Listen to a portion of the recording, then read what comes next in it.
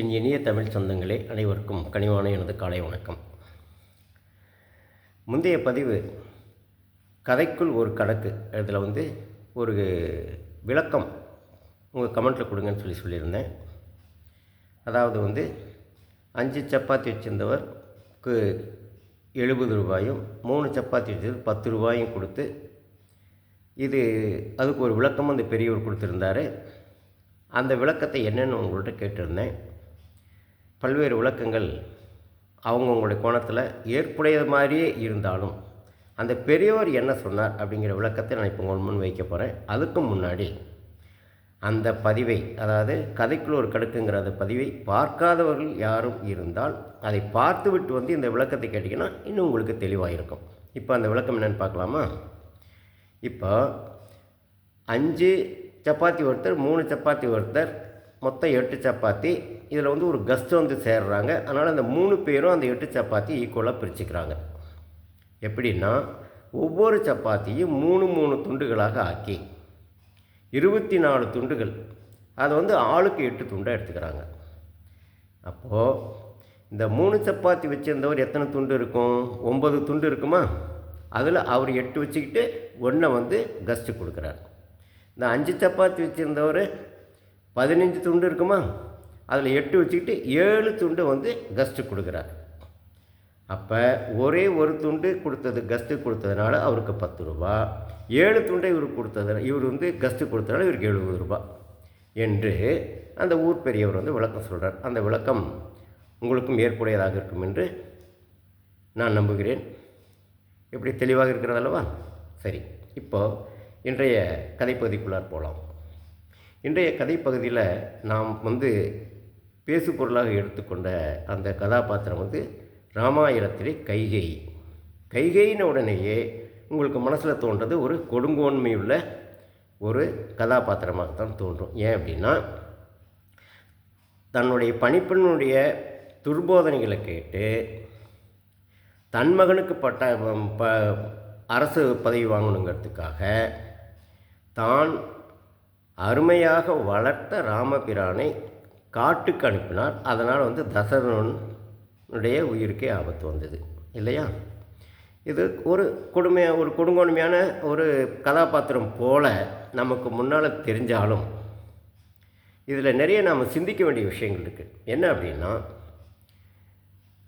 கைகேயிக்கு பிறந்த மகன் பரதன். ஆனால் அந்த பரதன் வளர்ந்ததெல்லாம் கோசலைக்கிட்ட. கோசலைக்கு பிறந்த மகன் ராமர். ஆனால் அந்த ராமர் கைகேயி எடுத்து வளர வேண்டும் என்று தசரதன் விருப்பப்பட்டார். ஏன் அப்படின்னா, தனக்கு பிறகு அரியணை ஏற போகிற மூத்த புதல்வனான ராமர். கைகேயி கேகய மன்னனுடைய மகள், அரசகுமாரி, சகல கலைகளிலும் தேர்ச்சி பெற்றவங்க, ராஜதந்திரம் மிக்கவங்க, எல்லா சிறப்புகளும் அவர்கிட்ட உண்டு. அப்படிப்பட்ட கைகேயிடம் ராமன் வளர்வதினாலே தனக்கு பின்னால் தன் ராஜ்யத்தை மிகச்சிறப்பாக ஆழ்வான் என்பதற்காக தசரதர் ராமரை கைகேயிட்ட வளர்த்துறார். கைகேயி கண்ணும் கருத்துமா ராமர் மேலே உயிரையே வச்சு வளர்த்திட்டு வராங்க. அப்படி வளர்த்த அந்த கைகேயி ராமரை காட்டுக்கு அனுப்புவாரா? இந்த கேள்விக்கு வருகின்ற பொழுது நம்ம கொஞ்சம் வேறு கோணத்தில் அதை சிந்திக்க வேண்டியிருக்குது. அப்படி சிந்திக்கின்ற பொழுது கொஞ்சம் நம்ம பின்னோக்கி போகிறோம். அதாவது ஒரு தடவை தசரதன் காட்டுக்கு வேட்டைக்கு போகிறார்.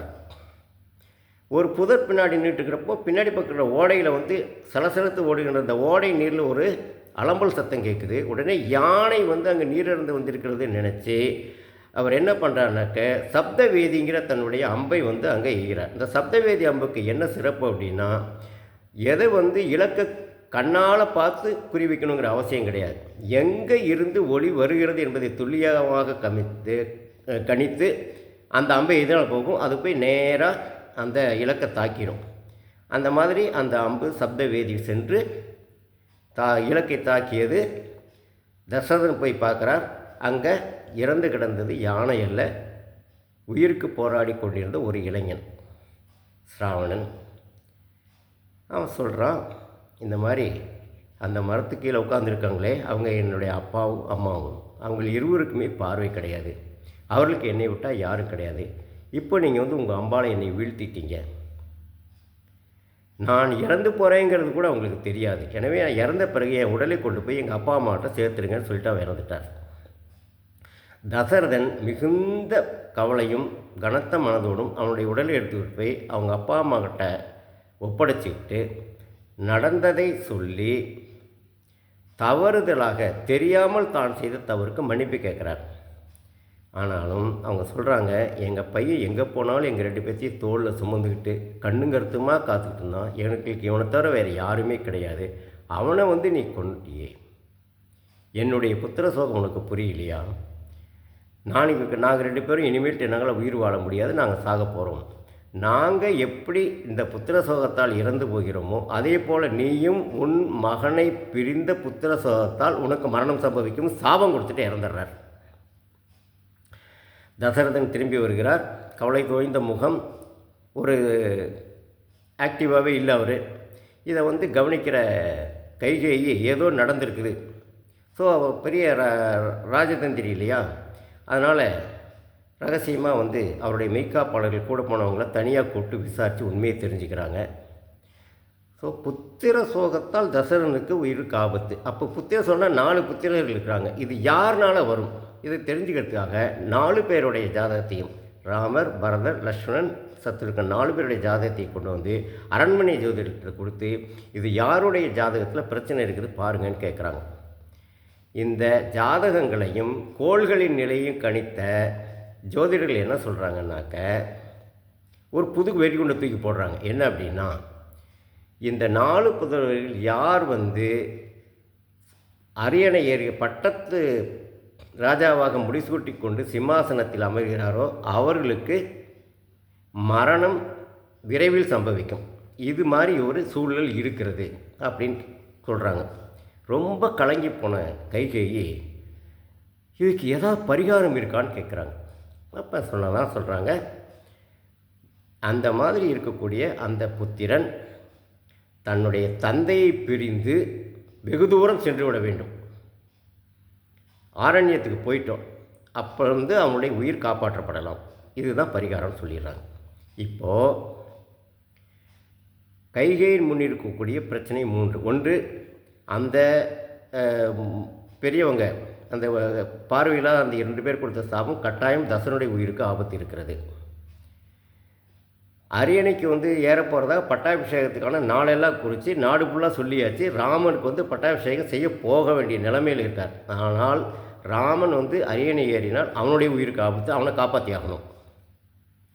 அப்போ ராமனுக்கு முடிசூட்டல வேறு யாருக்காக முடிசூட்டணும். அது யார்? தான் பெற்ற மகனுடைய உயிருக்கு ஆபத்து என்றாலும் பரவாயில்லை அப்படின்னு சொல்லிட்டு என்ன செய்கிறாங்க, கைகேயி ஒரு முடிவு எடுக்கிறாங்க. அதாவது தசரத மகாராஜனிடம் 300 காலத்தில் பெற்ற 2 வரங்களை இப்போ போய் எனக்கு கேட்குறாங்க. சரி கேளு அப்படின்னு சொல்கிறார் அவர். அதன்படி அவங்க என்ன சொல்கிறாங்க, பரதனுக்கு பட்டாபிஷேகம் கொட்டணும். அதுவே தசரனுக்கு மிகப்பெரிய அதிர்ச்சி. 2வது வரம் அப்படின்னு கேட்குறார். ராமன் 14 வருஷம் காட்டுக்கு போகணும். இதை கேட்ட உடனே மிகப்பெரிய அதிர்ச்சி தசரனுக்கு. கெஞ்சறார் கைகேயிட்ட, நீ பரதனுக்கு வேணாலும் பட்டம் கொட்டுக்கோ, ஆனால் ராமனை காட்டுக்கு போய் சொல்லாத அப்படிங்கிறார். ஆனால் யாருக்குமே தெரியாத உண்மை கைகேயிக்கு மட்டும்தான் தெரியுது. ராமனை காப்பாற்ற வேண்டும்ங்கிறது மட்டும்தான் அவன் மனசில் நிற்குது. அதனால் தான் சொன்ன அந்த 2 இதில் பிடிவாதமாக இருந்து அந்த இதுபடி அப்போ தசரன் சொல்கிறாரு, என்னால் ராமனை காட்டுக்கு போகணும் என்னால் என் வாயால் சொல்ல முடியாது, நீயே சொல்லிக்கோ அப்படின்னு சொல்கிறார். அப்போ தான் ராமனை கூப்பிட்டு சொல்கிறாங்க, ராமா அப்படின்னு சொல்லிட்டு, ஆழிசூழ் உலகெல்லாம் பரதனை ஆள நீ போய் தாளிருஞ்சடைகள் தாங்கி தாங்கரும் தவமேற்கொண்டு பூழிவெங்கான நன்னி புண்ணிய சுனைகளாடி 7 ஆண்டில் வாவென்று இயம்பினன் அரசன் என்றார். ஏன் உங்கள் அப்பா சொன்னான்னு சொல்லலாம், அம்மா நான் சொல்கிறேன் அப்படின்னு சொல்லியிருக்கலாம். இல்லை, இது 2ஐயும் கூட மறுப்பதற்கான வாய்ப்பு உண்டு. ராமன் அந்த மாதிரி செய்ய போகிறவர் இல்லை, ஆனாலுமே வாய்ப்பு உண்டு. அப்பா தானே சொல்கிறார், அம்மா தானே சொல்கிறாருன்னு. இப்போது இயம்பினன் அரசன் என்றால் இது அரச கட்டளை, government order, you have to obey. Raman கைகேயை பணிந்து காட்டுக்கு கிளம்பிடுறான். அடுத்தது பரதனுக்கு முடிசூட்ட வேண்டும். கைகையுடைய நிலைமை நினச்சி பாருங்கள். ராமனை பிரிந்த சோகத்தில் தசரதனுடைய மரணம் சம்பவிக்க இருக்கிறது. அரண்மனையிலே வாழ்ந்த ராமனை காட்டுக்கு அனுப்புகிறோம். பரதன் முடிசூடி அந்த சிம்மாசனத்திலிருந்தால் பரதனுடைய உயிர் காப்பத்து. இத்தனை கவலைகளையும் மனதிலே தேக்கிக் கொண்டிருக்கின்ற ஒரு புண்ணிய ஆத்மாவைத்தான் நம்ம ராமாயணத்தை படிக்கின்ற பொழுது சாதாரணமாக பார்த்து ஒரு கொடுங்கோலான மனதுடையவர் என்பது போல பார்த்து கொண்டிருக்கிறோம். இப்பொழுது அவரை பற்றிய எண்ணம் உங்களுக்கு எப்படி இருக்கிறது? ஒரு தியாகத்தின் திருவுருவமாக நமக்கு தெரிகிறார் அல்லவா? அதுதான் அவள்தான் கைதியை. சரி, இப்போது ஒரு சின்ன கேள்வி. நீங்கள் உங்களுடைய இதுக்கான பதிலை உங்களுடைய கமெண்ட்ஸில் சொல்லணும். ராமாயணத்தினுடைய காவியத்திலேயே சாந்தா என்று ஒரு கதாபாத்திரம் இருக்கிறது. அதிகமாக பேசப்படாத கதாபாத்திரம். அவர் யார் என்பதை நீங்கள் கமெண்ட்டில் பதிவு செய்ய வேண்டுகிறேன். மீண்டும் அடுத்த பதிவில் சந்திப்போம். நன்றி.